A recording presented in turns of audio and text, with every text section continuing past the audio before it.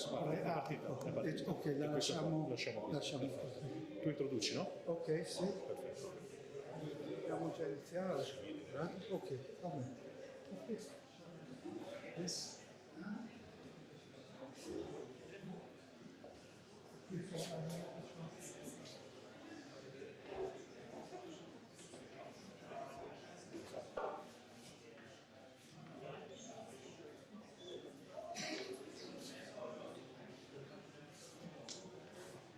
So good evening to everyone. I'm very pleased to introduce you to this lecture on the work of the architect and university teacher from Charkiw, Yuri Plaksiev. The lecture will be held by his son, the architect Aleksandr Plaksiev. If Yuri will answer some questions, will arise, and Aleksandr will translate it from English into Ukrainian. By looking at the work of Aleksandr Plaksiev, we sort of open a window also to our days. On one hand, there's, of course, we open a window to an architectural culture which is threatened, as the people are, by the event of the war. On another hand, we open also a window on some very elegant buildings with light construction, with some structure as shell structures, folded structure, or subspan structures. These are all structures that are very efficient in the use of the material. They use very few material, and this makes also a connection to the topics of our days, where we as architects are in our everyday work confronted with. So that means the saving or the economy of course, of energy, and the economy also of these material resources. So the work of Yuri Plaksiev has as a starting point the constructive design, in order to make a sort of synthesis between the architectural space and the structure of a building. The first time I saw some picture of his work, I was very impressed by the beauty of the tools he used, by the beauty of the drawings, of the models, and I saw this as an expression of great passion for the discipline of architecture. And beside the constructive design, I think that to impart this passion for the discipline is maybe one or the most important thing also for a school like we are. Yuri and Aleksandr Plaksiev has been living in Zurich for 1 year here in exile, and the tragic circumstances of the armed conflict made it possible that we can have you here tonight. So I would like to welcome you to the Zurich University for Applied Science, and in the name of all our colleagues of the Department of Architecture, Design and Civil Engineering.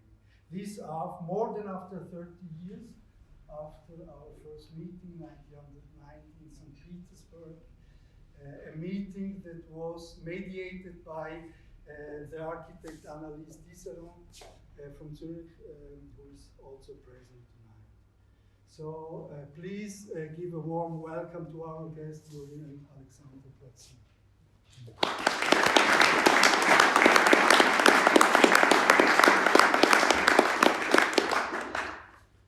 Thank you very much indeed that you came to the lecture of my father. I would like to say that it is a big honor, great honor, that we are here, and big deal for my father, because he feels now, he felt a bit out of profession. Now he is in from this evening. And thank you very much for the heads, for direction of the institution, and for Alberto Dell'Antonio that he just caught the idea to invite us for this lecture. As Yuri Plaksiev, my father, doesn't speak German or English, I will try to make the introduction, and then you will ask all the questions. I will translate, he will answer, whatever it goes in the right way. So I would start with saying, who is Yuri Plaksiev? He is an architect from Charkiw, Ukraine. And he was born in 1931. So now he is 92 years old, will be 92, I hope. 7 years old. It was the beginning of the World War II. 9 years old, German occupation, invasion started. All occupation Yuri spent in a little village near Charkiw called Rayelenovka. 11 years old, invasion from German army. 13 years old, the end of the World War II. 11 years old, it was out, invasion was out. 13 years old, the end of World War II. 19 years old, entered to the Charkiw Civil Engineering Institute, Faculty of Architecture, that's the highest high school. 25 years old, designed his first significant construction, Ukraine. Ukraine Cinema and Concert Hall in Charkiw. 31 years old, Ukraine Cinema and Concert Hall was built. 35 years old, entered to the postgraduate study to the Moscow Architectural Institute, where he studied from 1967 till 1970. When he came back to Ukraine, to Charkiw, and worked in metro project, made some metro stations projects.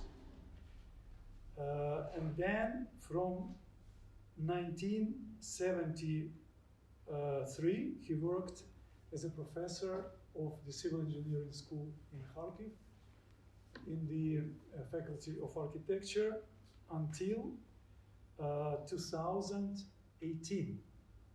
It means that he was 85 years old when he finished his teaching. I know it sounds a bit strange for Switzerland, but it was like this. Who am I? I'm Aleksandr Plaksiev, son of Yuri Plaksiev. I was born in 1957. I was entered, when I was 16 years old, entered to the university, the same school, the Civil Engineering School of Charkiw, architectural faculty, until 1984 I worked in Charkiw, and then I moved to St. Petersburg. In 1994, from 1994, I'm a principal architect of the architectural bureau A5. In 1993, from 1993, I'm leading the Art Tour programs. That's an architectural traveling club. During 30 years, we made over 70 travels all over the world. And almost 40 travels we organized together with Anne-Lise Diserens. She's here, the Swiss architect from Zurich. From March 2022, we stay in Zurich with my father, like Ukrainian refugees. So, to start the presentation is, that's a structure. I would say that, first of all, I would like to tell you the political situation and the architectural context in Charkiw before my father started to work as an architect.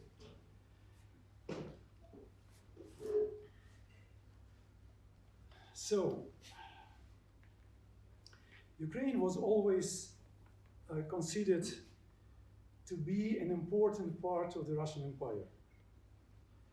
From the 18th century, it was clearly a part of the empire. This was the key land. Without Ukraine, within the empire, it does not exist. The empire does not exist. This is important to understand all what I'm talking about, a bit political inclusion.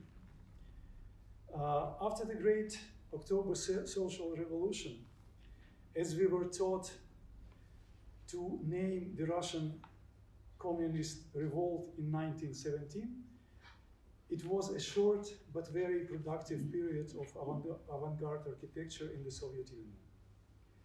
At the same time, from 1919 until 1934, Charkiw was the first capital of the Ukrainian Soviet Socialist Republic. So, being a capital, being an important town, gave a powerful impulse for the building the ensembles of new architecture in Charkiw. So now you can see one of the examples is the Dzerzhinsky Square in the center of Charkiw. That's a Soviet name. Now it is called the Freedom Square. It is still considered to be the biggest in Europe, the biggest square in Europe, and the second biggest city square in the world. And this building, Gosprom, is like a pearl of constructivistic, functionalistic architecture of the whole Soviet Union. It was built, the competition was provided in 1925, and the building was finished in 1928, quite early for such kind of functionalistic building. I will show you some more pictures. This, for all architects and architectural students in Charkiw, it was like going to see what should be like an icon for the city, architectural icon.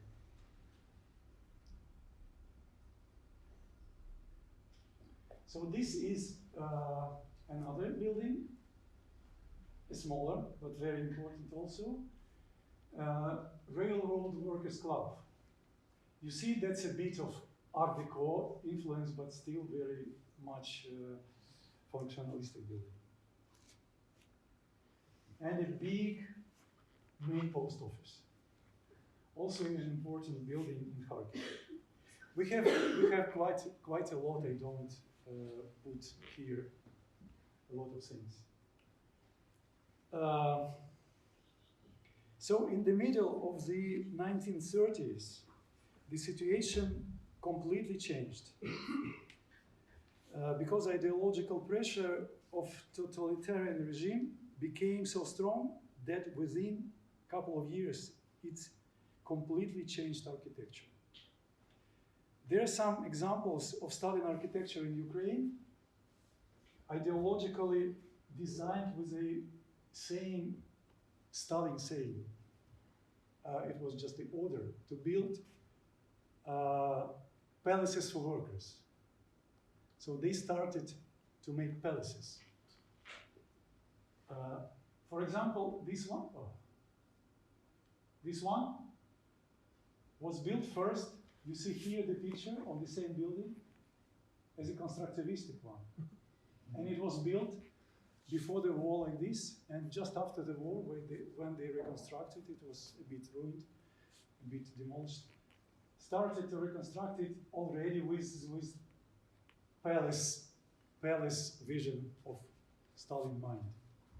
Why I say Stalin? Because in the Soviet Union we just get used to name architecture style by the name of Stalin, Khrushchev, Brezhnev. I don't know why it was not Lenin, but it was like that. It started with Stalin. So here you can see the dwelling and office building in another central square of Charkiw.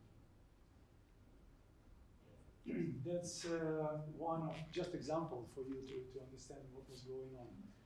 It was built like one of governmental buildings in Kiev after the war, because Kiev became capital after the war. And this is again Charkiw, the main railroad station. You see, it's returned back to classicism, neo-classicism. So,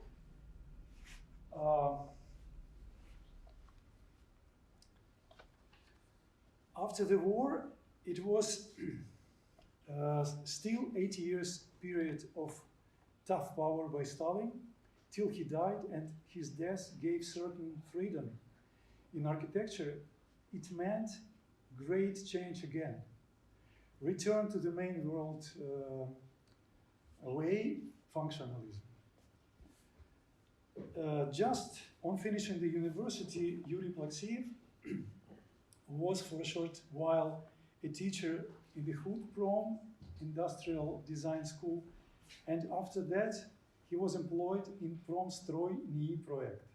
That's a big institution making projects for industrial needs.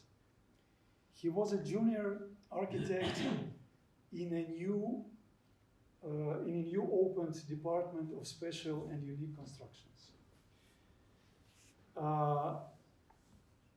The competition of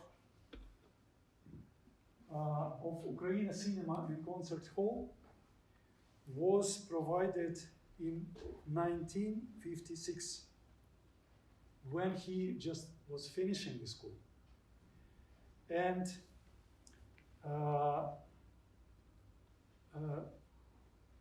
the city government of Charkiw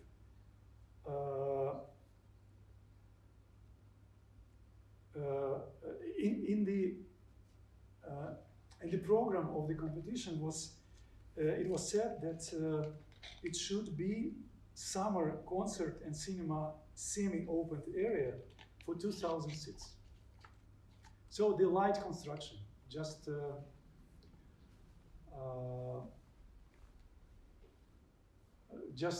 in the park, just like a big park pavilion. In the very central park called named by Taras Shevchenko. The competition program also said that it should be as simple as possible and as cheap as possible. The first prize was not awarded. They just listed the second prize to two entries. One was made by my father, Yuri Plaksiev, and another by another architect, also young architect, Vadim Vasilyev. And why was they decided to give this prize, to listed the prize? Because the ideas of these two projects were quite similar. The light hanging construction of the roof and shape was about the same, not exactly, but about. The municipal government felt a potential in the competition results, so they made a new team of two young architects, Vadim Vasilyev and Yuri Plaksiev, and the project assignment changed a bit. to say that it should be not open, full closed building, but still using in warm seasons. So in 2 years, the project was ready. Within the Institute Promstrojni project, they made the whole project in 2 years.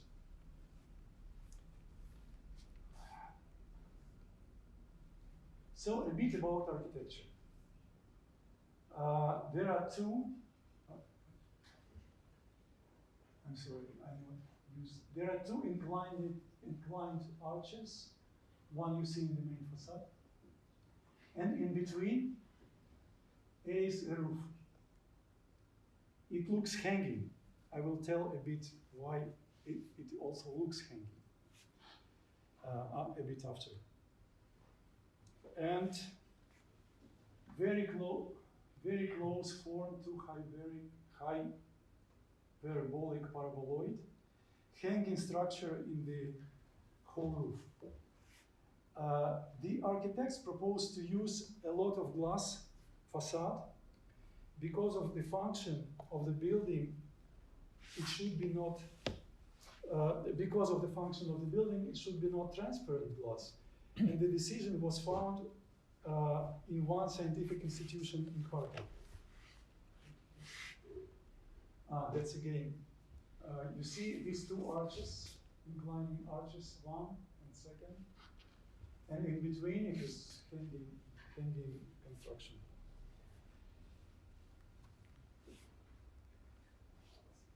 So now again you see that you see one arch, this one, and another arch is this one, and a lot of glass in all facades.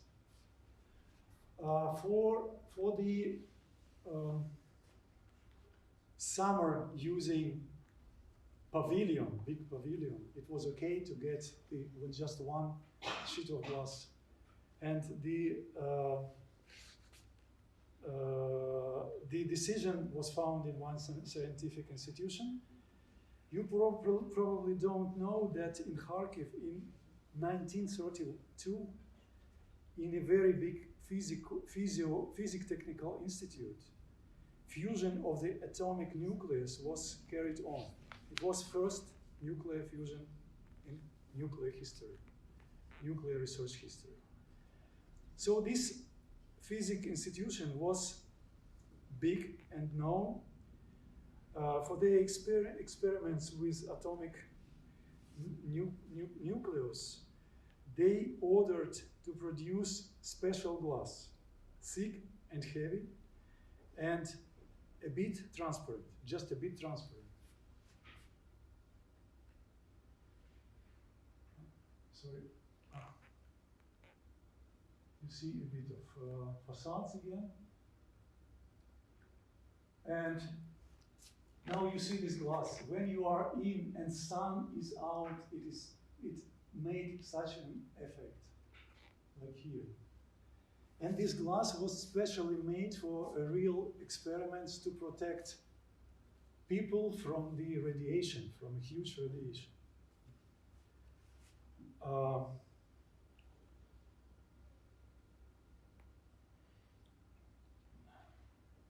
So this glass was with very special transparent effect, with different colors, from dark brown till dark violet.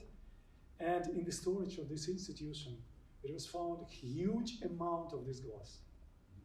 Because every big deal in the Soviet Union was ruled by the party persons. This man who was engaged to rule the process, he told to this institution, just give so glass to an architect, to the builders. So they used this glass. And this very special glass, military strategic material, was used for the building. With no thermal isolation, remember it was needed for summer hall. This story could happen only in the very special economy like Soviet. For the cheap building, they really decided to use the most expensive material. Remember, it was cheap as possible, as simple as possible. A bit about the acoustics. You see this hanging roof made very special effect. If a person stands here on the stage,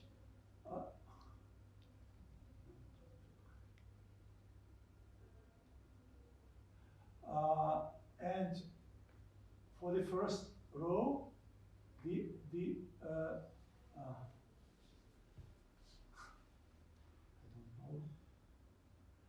the reflection from the roof goes here.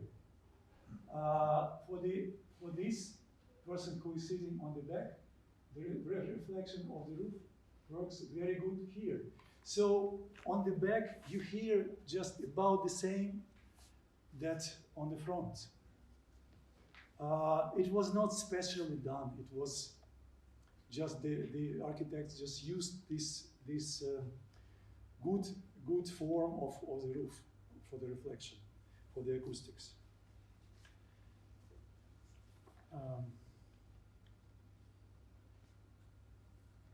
Some words about the constructions.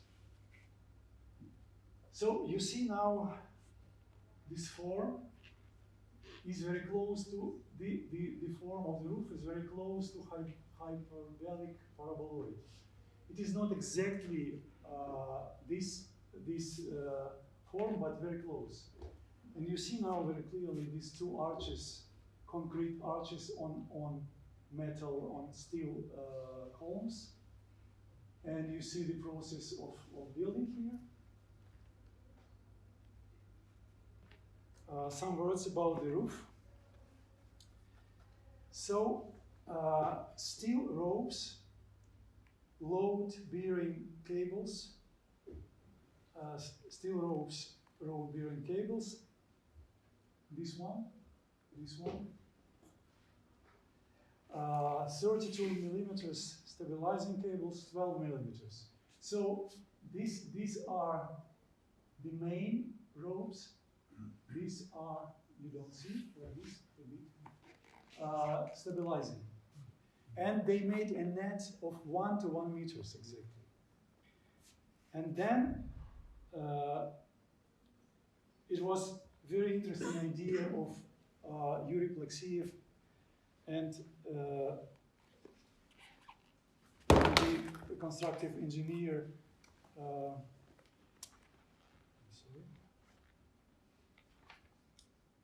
Okay, fine. To make this roof prefabricated first, and then to put the panels, prefabricated panels. Let me see it here. For example, you see one panel going up, lifting up. One panel is a bit less than 1 to 2 meters.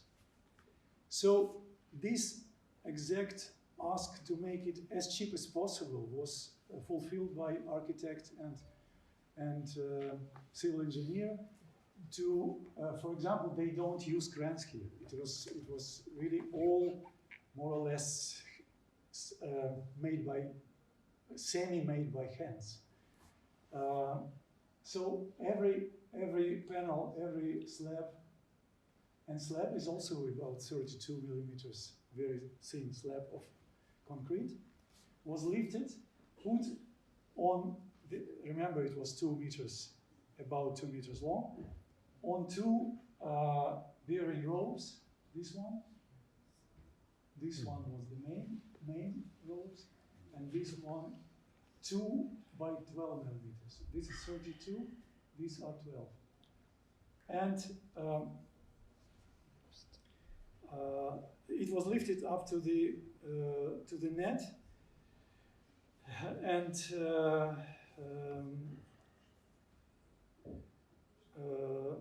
during the assembling, it was definitely hanging flexible construction. Now you see it. It was very flexible. But after the assembly, after they put all these panels, and then to fill the space in between by concrete, it was definitely thin hard shell. So it is here you may see how they fix these two 12mm ropes and one 32mm. And then you see here how they make a bit the space for this hanging 32mm wire, and then when they put it together, you see this is 1 to 2 meter slab, and this blue is these main ropes, and these are two formed ropes of 12 millimeters. And when they put it together, it became not hanging, but very hard, but very thin 32 millimeters shell.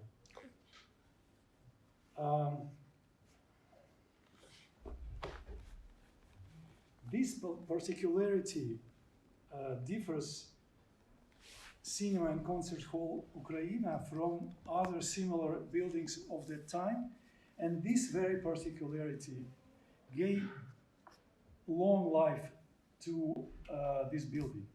Almost all hanging concrete construction of the world of that time are now demolished or staying in very bad shape because there was not really good isolation of concrete. And this stands in very good shape.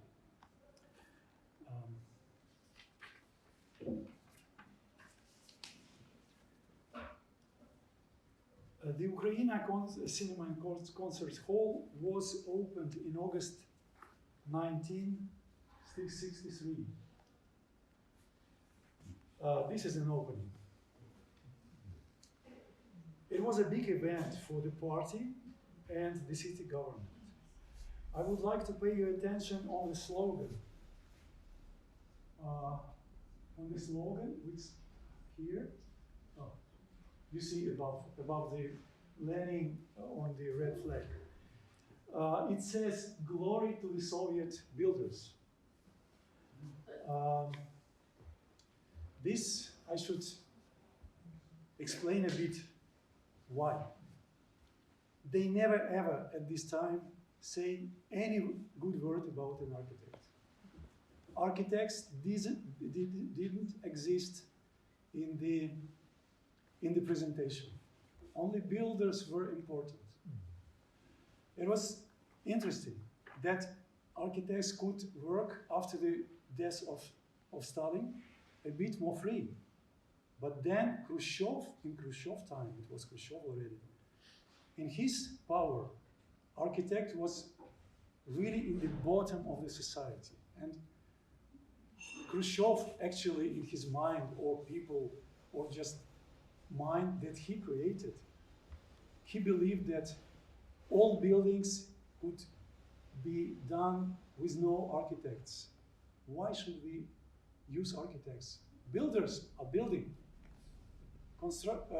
Civil engineer is designing. So technology, prefabricated stuff, and that's it. No architecture.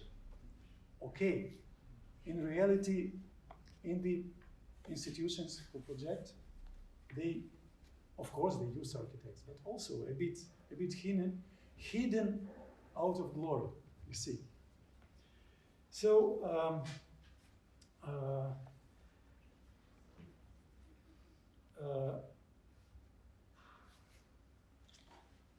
at the same time, this task, as simple as possible, as cheap as possible, was completed. It was, at the end, very easy construction and very cheap construction. The builders used simple mechanization as lifting the prefabricated panels with the help of winches with no crans, and at the end, they counted the cost of the building, and it was twice cheaper than the regular type cinema buildings of the same size in the Soviet Union. You probably don't know what is type. That I should also explain a bit. That they were big project institutions to produce type of living, type of office building, type of cinema, whatever, type of heating power plant, and so on. And then these projects were spread from Moscow to Vladivostok, from Murmansk to Tbilisi, just the same type.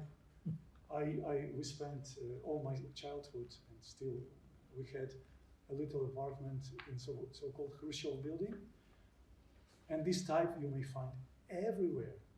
Really, I went to Murmansk and I explained people, architects, that I spent my childhood in Charkiw in the same flat. I know exactly the plan of the flat and where is what. So this type is the cheapest possible construction. So this cinema was twice cheaper than the type construction. So they fulfilled the idea. So it was successful. And authorities decided to adapt this project to other cities.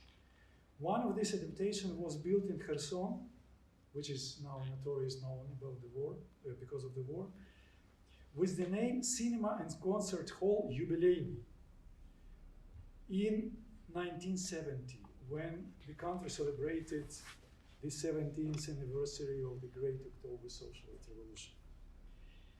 They just took the working drawings, adapted them to new area and built. Never asked an architect. Just simple stuff for the Soviet Union. This is how it looked in the 2000, years of 2000, and it was missile bombing in summer 2022. So it was more or less three reconstructions of during almost 60 years. Three reconstructions of the building. And after each, the building was losing some original details, in spite of the fact that the Cinema and Concert Hall Ukraine, since 1992, is in the list of Ukrainian cultural heritage.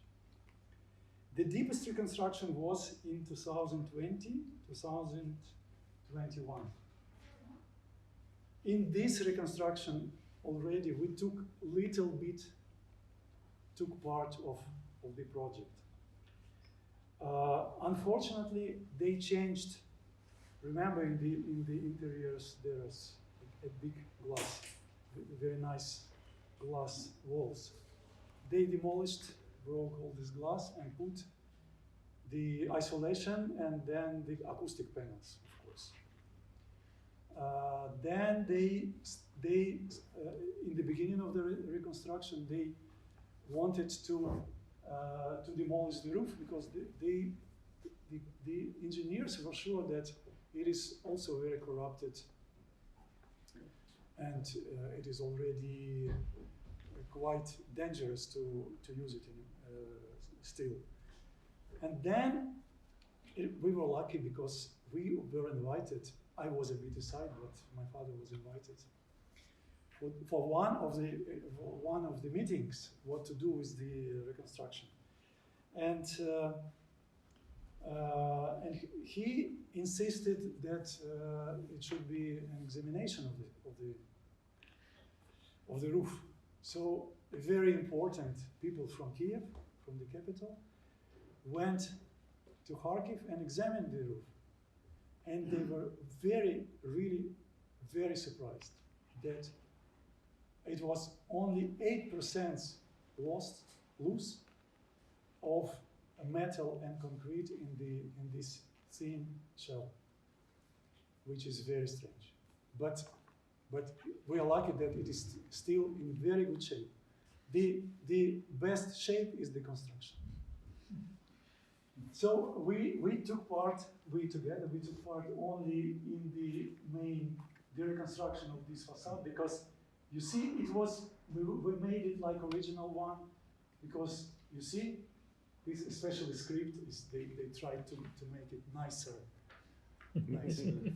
things more modern. So we are lucky that we managed to do it. Okay, sorry for this long explanation, because it was very important building for Yuri Plaksiev. So after that, they were a series of little design projects. Bus stops in Charkiw, for example. I show you all drawings here I show are from Yuri Plaksiev.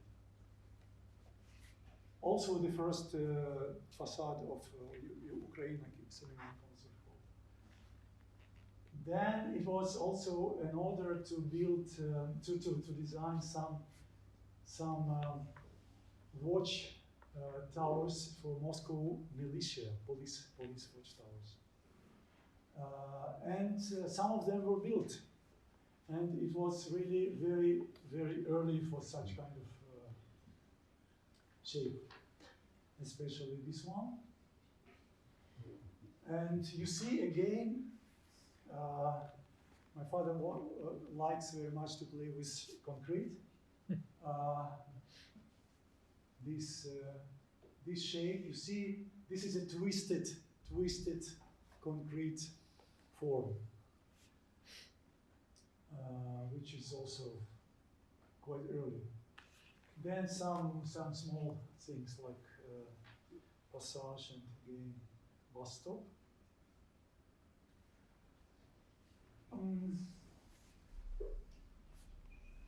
For the whole his life, he tried to make the construction as light as possible. So he just used rod and wire constructions to make the large flight bridge concept. It was just a proposition. It was never put into the realization. This is another big project I would like to show you. That's an exhibition hall in another central park in Charkiw, which was done in 1965. This is all drawings by my father. He made it. You will see the shape that the construction became architecture. Really. That's a general master plan. So you see, the idea was to make again the special shape of the shell. The construction are metal, but then they filled the holes between the metal parts with the thin prefabricated slabs.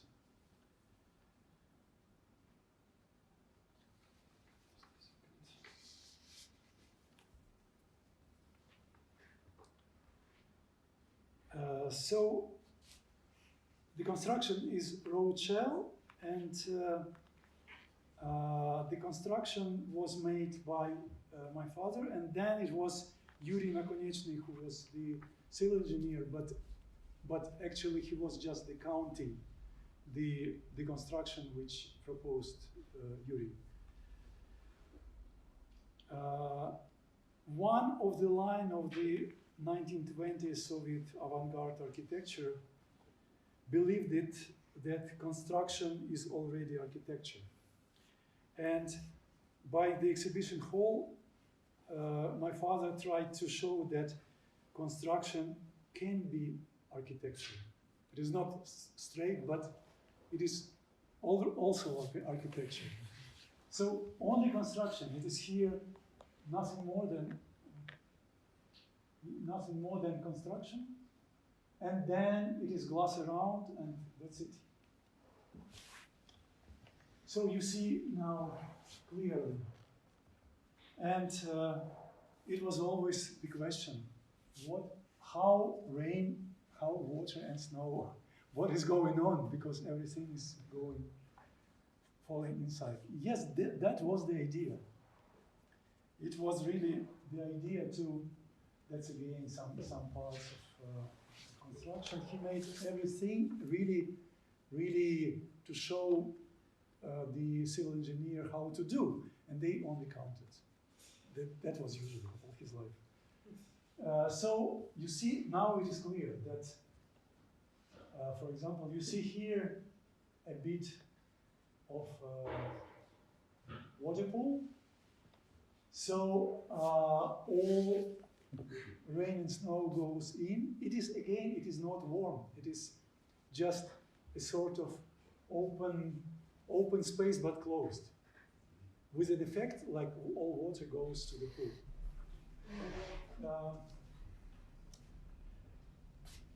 My father always insisted to make models.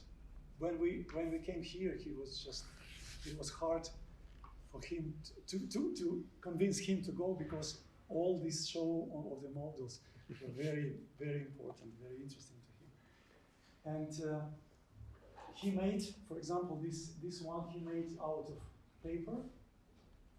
Then he put inside a special camera. It was in 1965 was difficult to make strange things with photographing. But he made it, and that's a photo. That's a real photo he made from the model. And then that's a bit of the same building, of the parts of the building. So he made some conceptual designs also. This is the project for sports hall. Also the structure, metal structure, quite a big flight for that. This is two propositions for the same project for Moscow Airport, the aircraft hangar. He used here this one, for example. This is a metal, like a steel structure, and this is the aluminium folding shell. You see here a bit more. That's aluminium panels, thick aluminium panels, and then it is like a construction. You just construct all in one after another.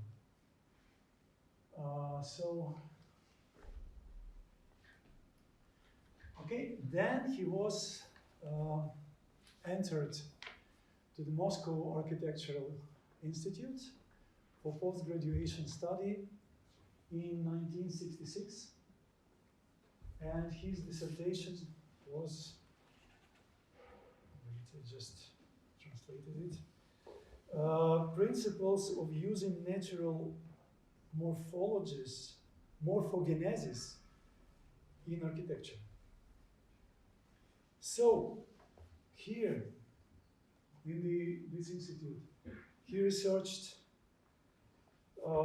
some abstract things like Platonic bodies, multi-faced, 3D stars, folds structures, hanging constructions, thin shells, stretch surfaces, etc. For example, this is soap bubble structure. You see, soap bubble structures. Also, he made. I remember I was quite a young boy. he made these bubbles and quickly made photos and just examined how this little shell of nature, how it is organizing in already in static and in dynamic. So in natural study, he examined sea organism structures, for example here, fly eye structure. It was also quite a special. It doesn't work. Okay, you see it. It was quite special micro photographing of the eye of the fly. I remember also this process because for me, like a boy, it was also interesting how it was done. Soap bubble structure, spider web, the flowers and fruits structure and of many plants, and many other natural constructions. So this time, I show you a bit of this. This time, he was a member of the Space Construction Council, the International Space Construction Council. He also took part in conferences and research work together with Fray Otto, but only in the conferences held within the Soviet Union because it was no way to go out.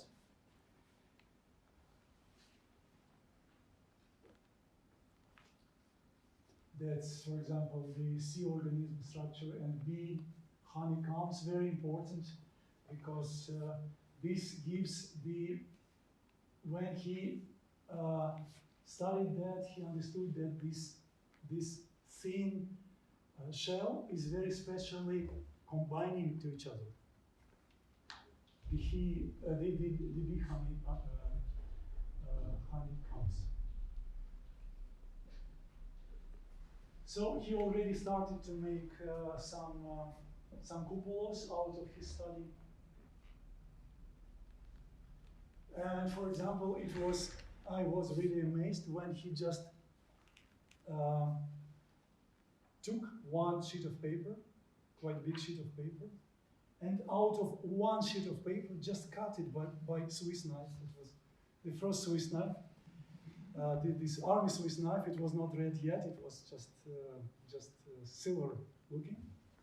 He cut this a bit, the paper, and made all the cupola, just one sheet of paper. With no glue, just like this.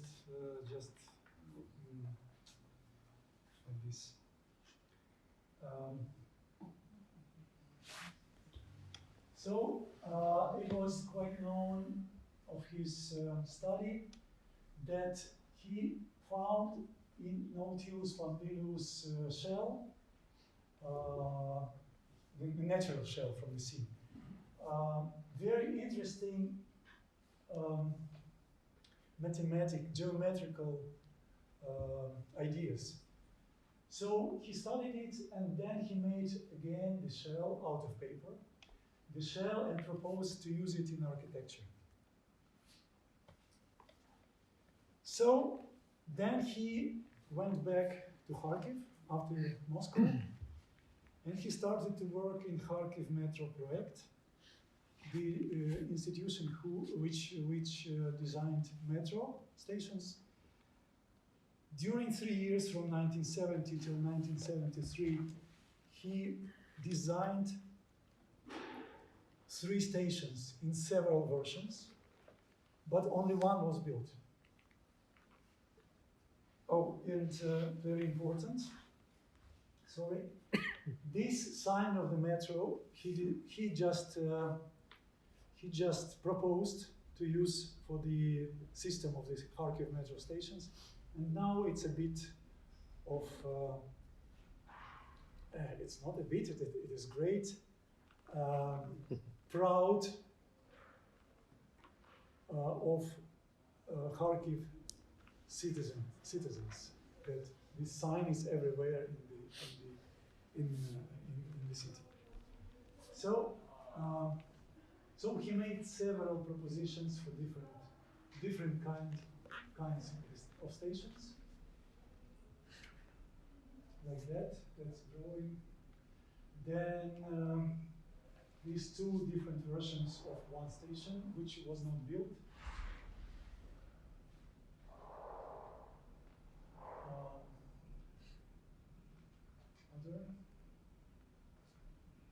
This is already the proposition for the station which is built. And now it is, that's a photo of 1975, but it was opened in 1973. This is again a sort of symbol of the city. Everybody knows it, and everybody who lives in city enjoys and come with friends who traveling from other places to show very much special stuff in Charkiw. So it was. I show you how it looked exactly a year ago. That it was because metro station was rebuilt like strategic object. There were a lot of hidden people just living in the wagons of metro, and it was like a symbol of struggle against the war. And they even made some nice children drawings, anti-war drawings, and people just put some pens there. Oh wait, I wanted to show, I forgot to say about this project, very important thing, little but important. This project unfortunately was not built. Everything was ready for the working drawings. But suddenly, very suddenly, the director of the park in where it was supposed to be built just died. And all projects stopped. You know, sometimes it happens that for the project it should be one leader who wants very much to build it. So not anyone in the city wanted to go on with this project, and unfortunately, for me it is very unfortunately, it was not built. In some 1977, 8, 9, it was this shape built in several places, but much later. So,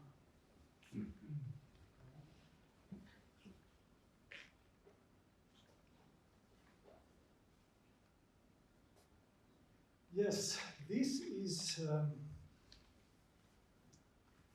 the competition held in 1977, and competition for individual country house. Actually, it should be named private house, just simple private. But in the Soviet Union, you definitely can't imagine to have a private house.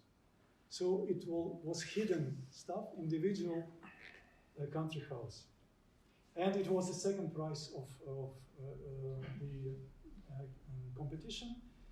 And after the competition, Yuri decided to build this house in the village he spent his childhood.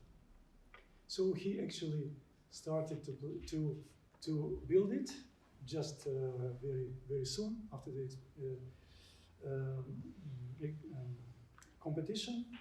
And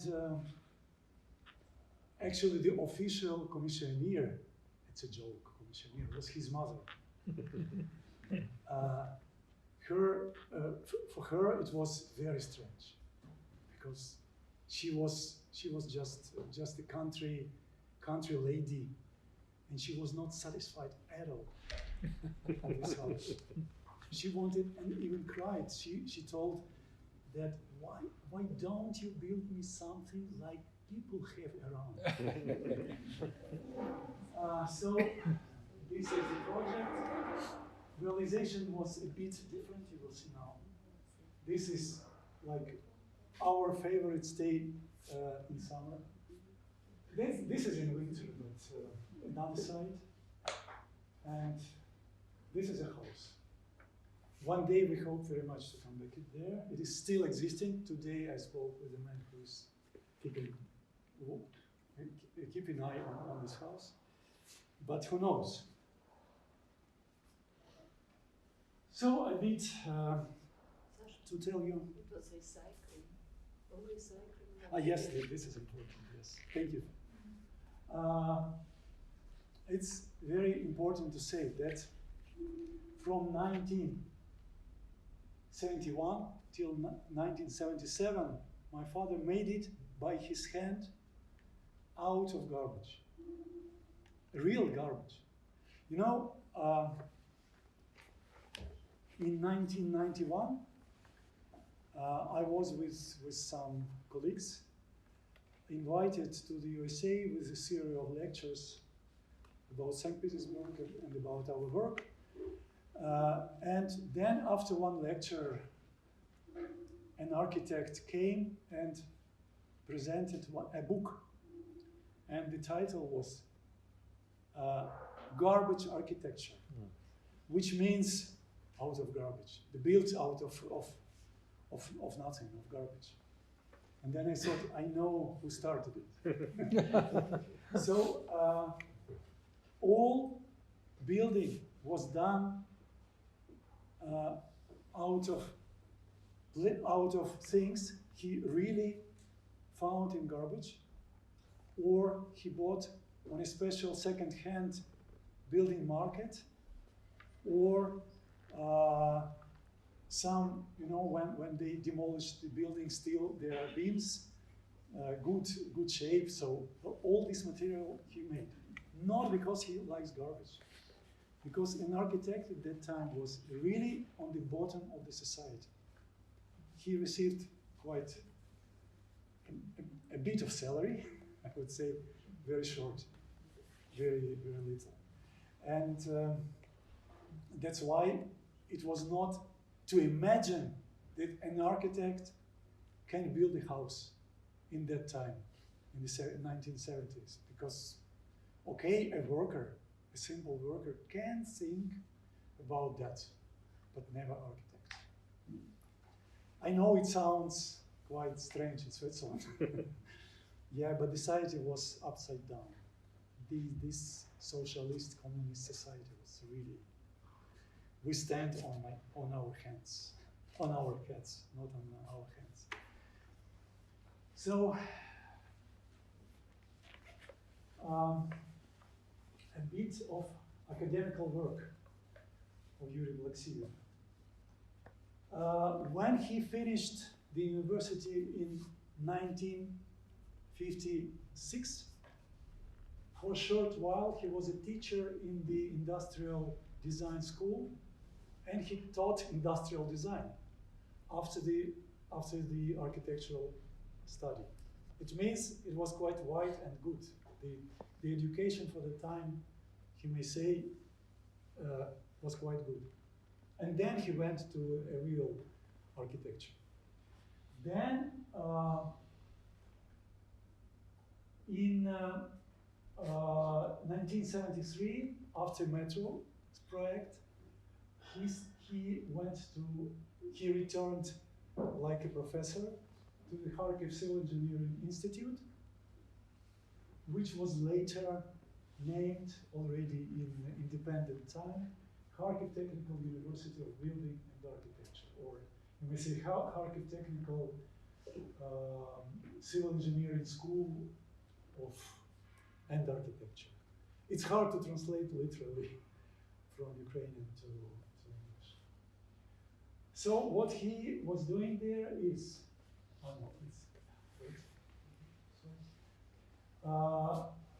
so he was teacher of first of architectural design in the university, then at the same time history of Soviet architecture, then space constructions, and then for about 3 decades he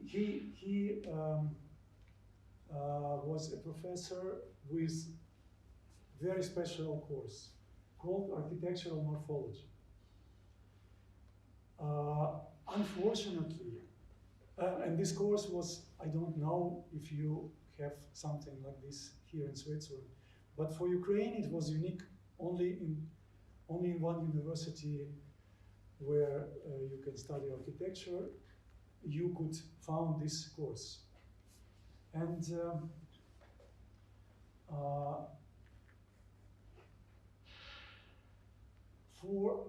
and I'm sorry to tell that all I have here was in my computer when we escaped quickly from the war. But I didn't find any student work. All I show you now is only Yuri Plaksiev work. This is a pity because in his room, he had a room in the university, his room, his study room. It was full, all walls were full of models. But I can show only his ones. So this is architectural morphology, studying of the forest morphology. Some cupolas.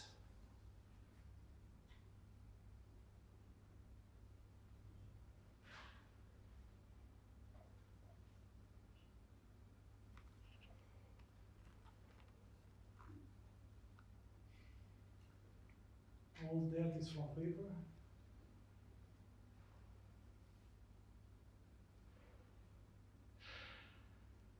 All from wood.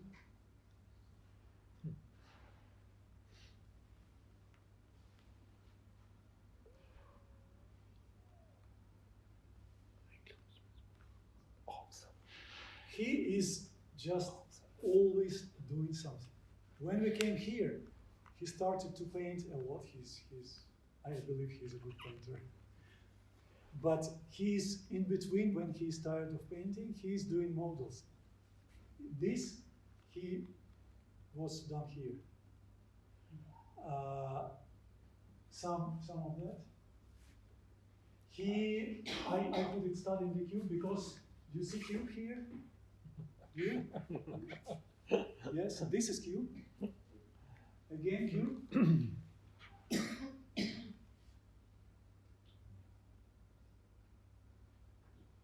Again, cube. Do you see it? No?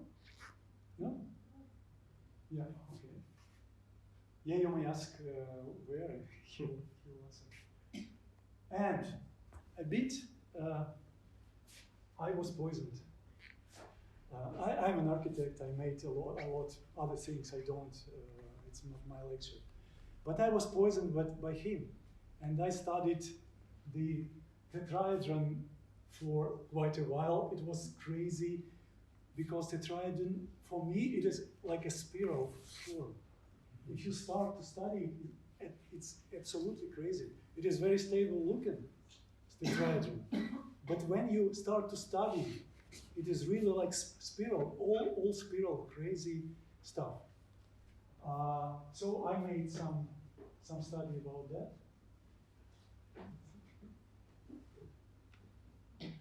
That's in my office, but now quite far. Okay, that's it. Thank you very much indeed. You are welcome to ask questions. I will translate and we hear the answer.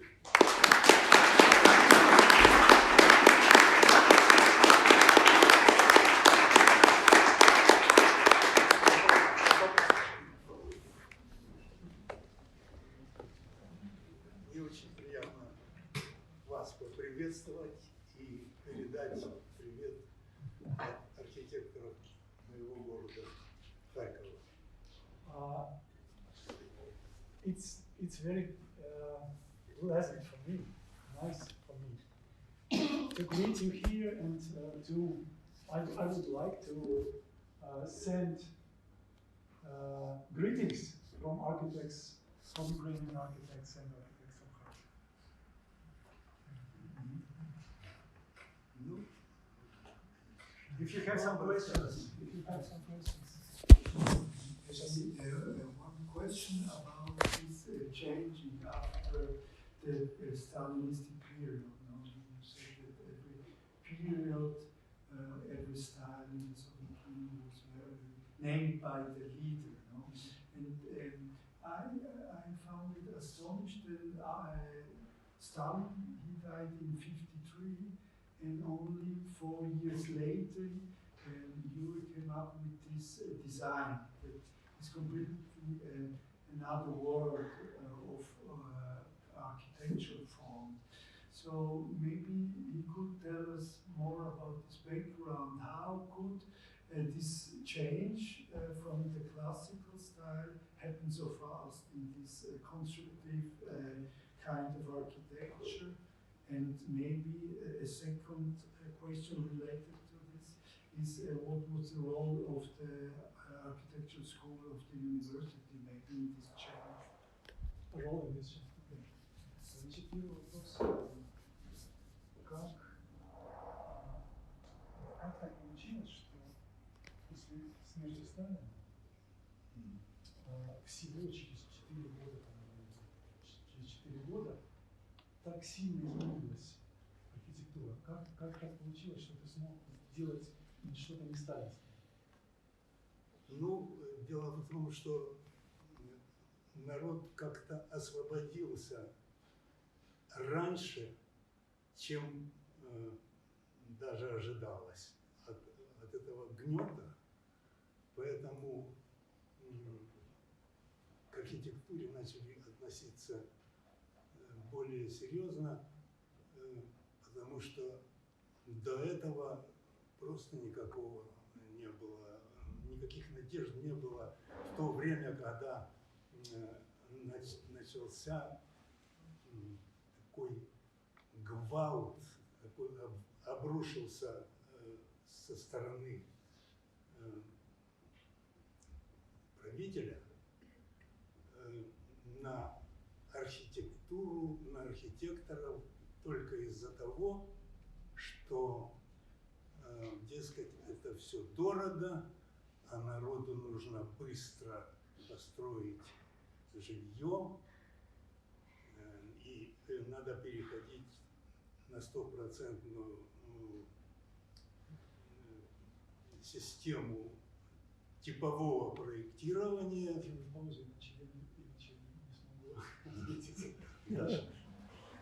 So, I will try.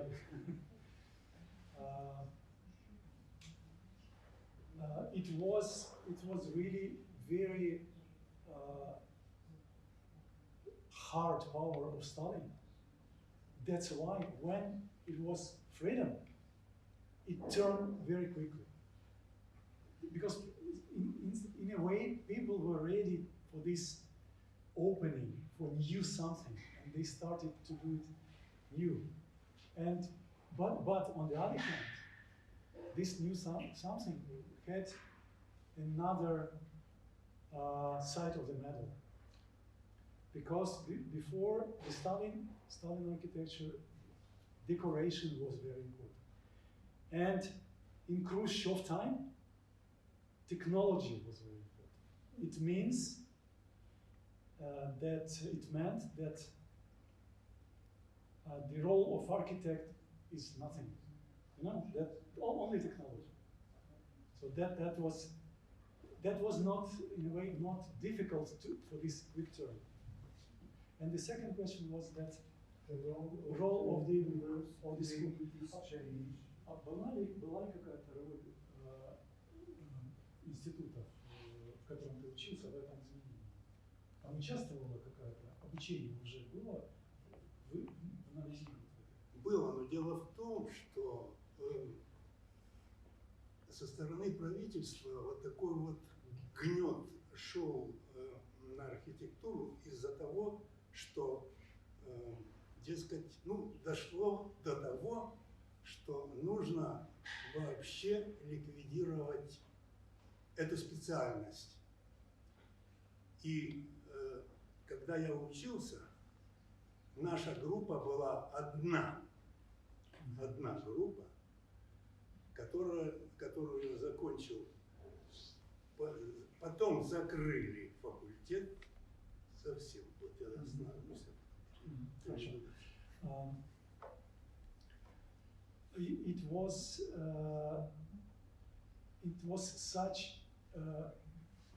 such a quick change that they decided to close the faculty. When he was finishing the university, it was the last group of architects, only one. Only one, it means like 20 people, 25 people. Before it was more, and then they closed the faculty. Как надолго?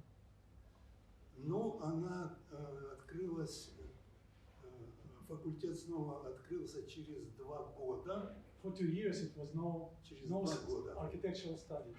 А мы остались доучиваться и защитили диплом. Архитекторов не стало в университете, тогда еще институте. И вообще руководство сказало так: архитектура нам не нужна, вот такая, которая преподается в этом институте. Обойдемся без нее. Но эта идея шла от Никиты Сергеевича Хрущева. When they closed the faculty, the CT, the Communist Party leaders, local people, they told, no, we don't need architecture anymore because we trust technology and that's it. It means, но вопрос был о другом. Была ли роль института, обучения в том, как быстро произошел перелом в архитектуре? Ну, была, конечно. То есть, но вас учили сталинскую архитектуру делать или уже что-то другое? Нет, нас учили, такой был период, когда было такое непонятная волна, переходила то в одну, то в другую сторону. И получилось так, что дошло до того, что захотели даже ликвидировать такой предмет, как математика вообще, что просто парадоксально. На архитектурном факультете. После этого и факультет от этого страдал очень сильно.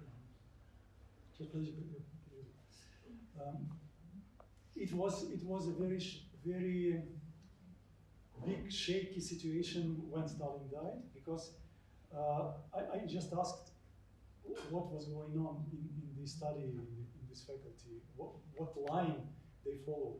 So it was like that, like waves of coming from Stalin to you, and from you to Stalin again, and from outside it was not really good to see. Sometimes they even proposed not to study mathematics, for example.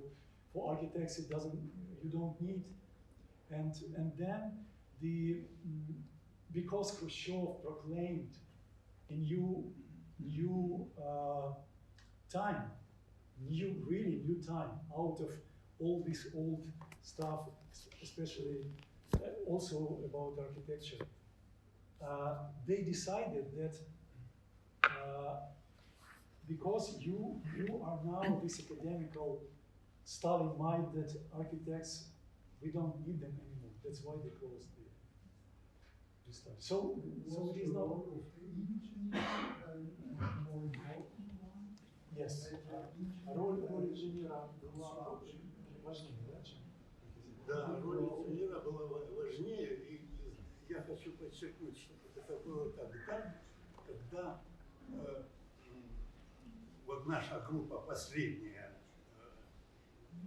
после того, как это все произошло, наша группа вот потерпела самый такой большой удар, поскольку к математике отнеслись так, что она почти не нужна, и это переключалось потом на долгие годы, вплоть до того, что вот даже сейчас наш вуз называется университетом, а на архитектурном факультете считается, что математика архитекторам не нужна.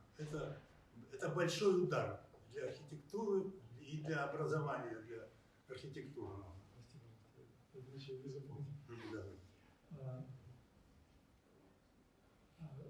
It was, yes, engineers were considered to be much more important for architecture than the architects. And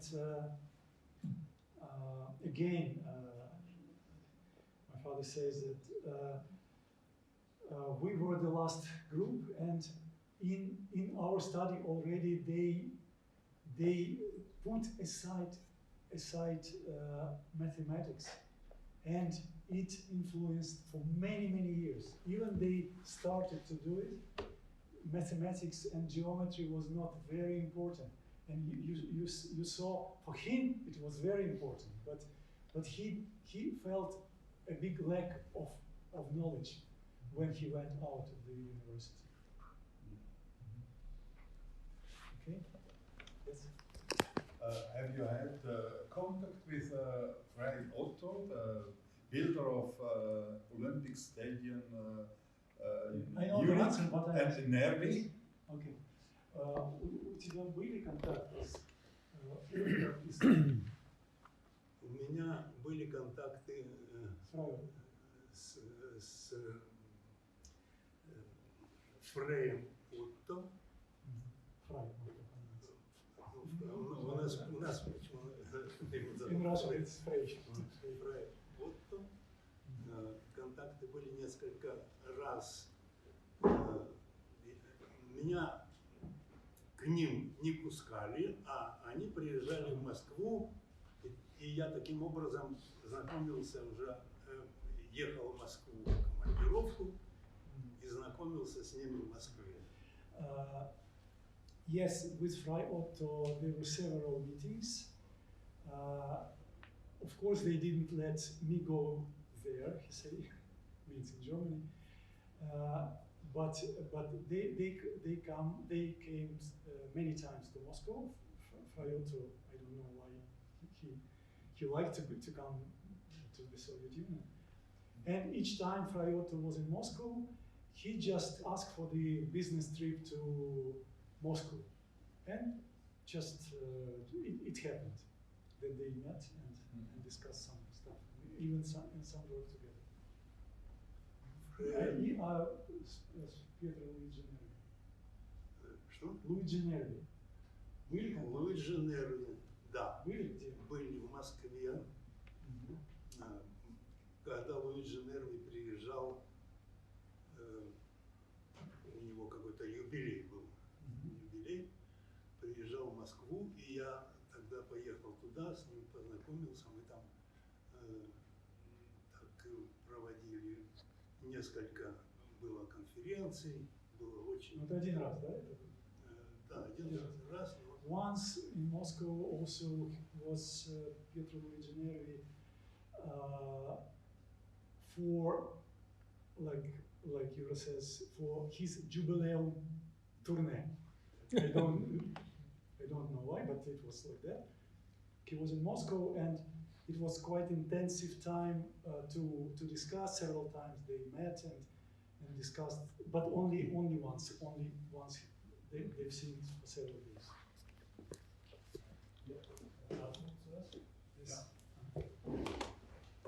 I could imagine the work geometrical spatial structures could be a kind of freedom from ideological influencing of your work.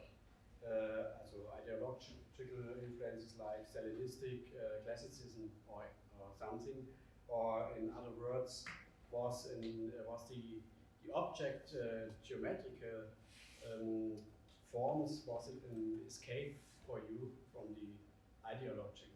Thank you, that's a very good question. Я могу представить, что работа, геометрическая работа, вот, которую мы сейчас видели, для тебя была ли каким-то уходом от вот этого давления и сталинского, и потом такого политического давления в Советском Союзе? Воспринимал ли ты ее как такое вдохновение? У меня есть ответ на ответ. Ну, дело в том, что я работал тогда в специальном конструкторском отделе, СКО назывался, и там нам позволяли, было дозволено властям, это очень интересный вопрос. Спасибо. He says, it's very interesting question, thank you. Было дозволено Yes. некоторое такое послабление, что мы могли делать что-то спокойно свое, но это только в проекте, потому что тут же сразу пошел запрет на вообще. Дело в том, что Прости, пожалуйста, иначе я забуду. Запомни мысль.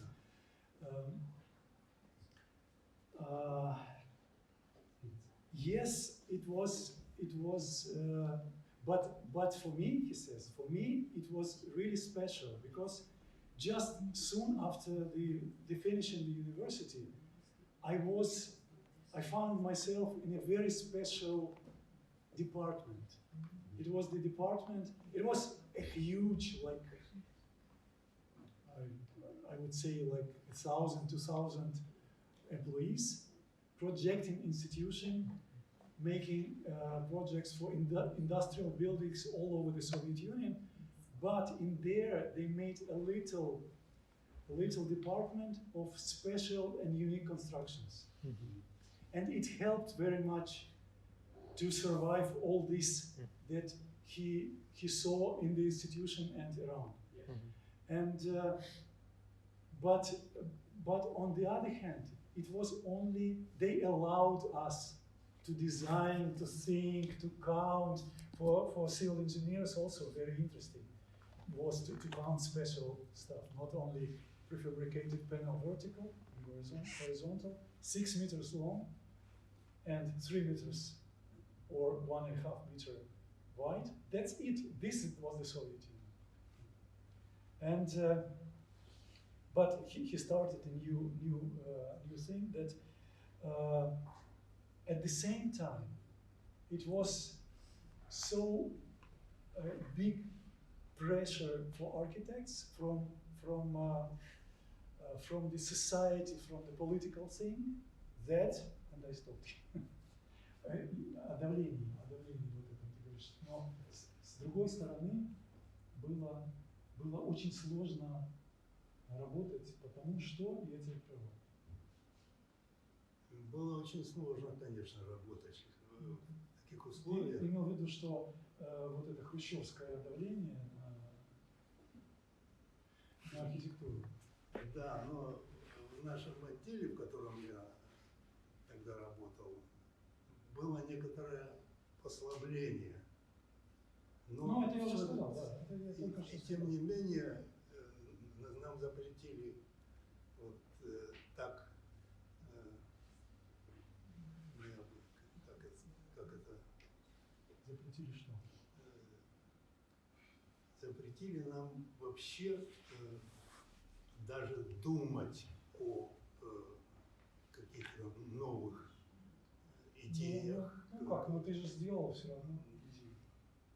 Ну это So, Надо просто сказать, что я работал в таком отделе, он возник, был обычный типовой я это уже проектный сказал, отдел. извини, я это уже все, Да. все объяснил. А когда он превратился в СКО, специальный конструкторский отдел, там можно было и говорить немножко свободней, и действовать немножко Сейчас, свободней. прости, пожалуйста.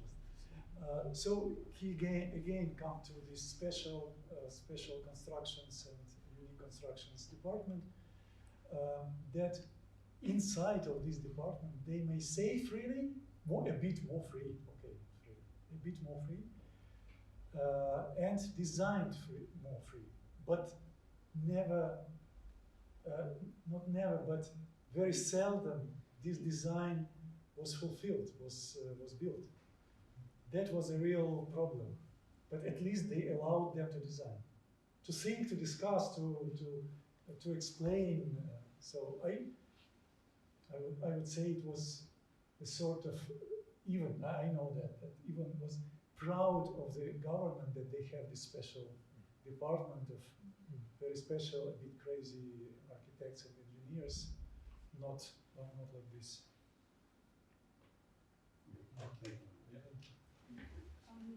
Yes. You had talked about the importance of mathematics, but obviously biology was also very important for you. So as an architect engineer working interdisciplinary, looking at such kind of other knowledge and science, and at the same time the production you have is very much in the spirit of the time, outside the country too. How did this happen? So where were your sources to get the knowledge and also to connect to outer world? And not you personally, but the work itself was very much in connection. То, что мы видели, говорит о том, что не только математика для себя важна, но и биология. Ну, конечно, Сейчас, подожди, я задам вопрос. была такая. Сейчас я задам вопрос, я что показал. Сейчас я задам вопрос, ты ответишь. Вопрос в том, каким образом получилось так, откуда ты брал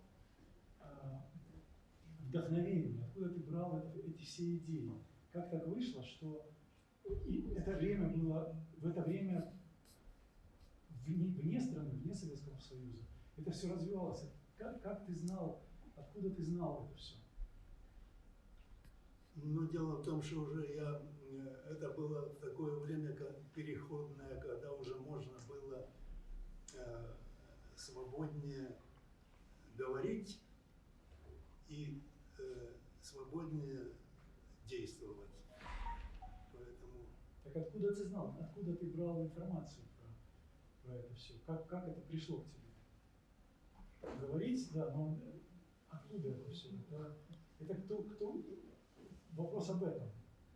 Была ли какая-то связь с окружающей средой, с иностранным, ну, кроме там проекта? В то время, к сожалению, мне не повезло в жизни, потому что в то время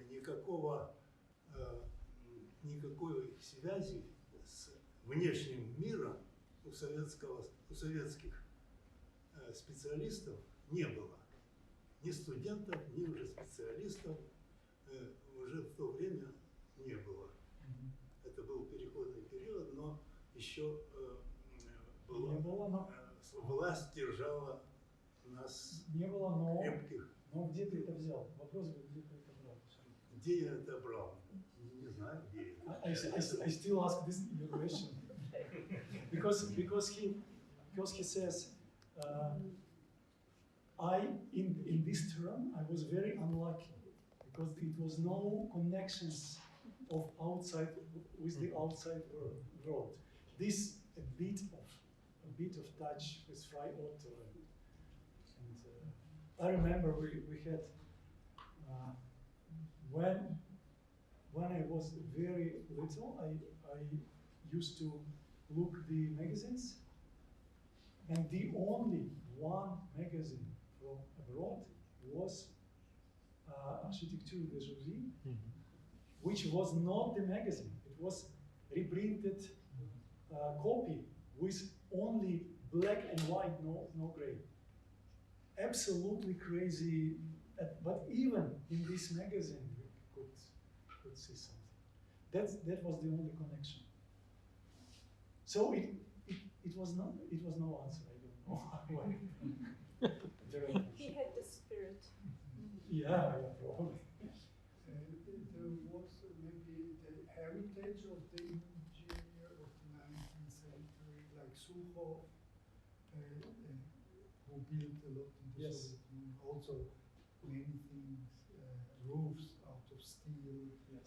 Was this still present, this heritage of Ты не знаешь, есть ли какие-то чертежи инженерные начала 20 века, например, суховские какие-то, есть ли это все?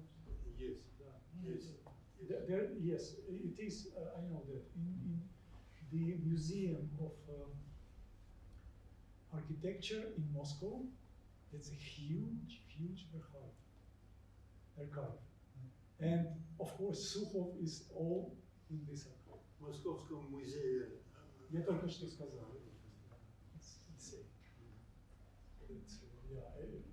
It is because I was once, when I was already a teenager, I was once in helping to put the exhibition in this museum, also with Fray Otto and my father.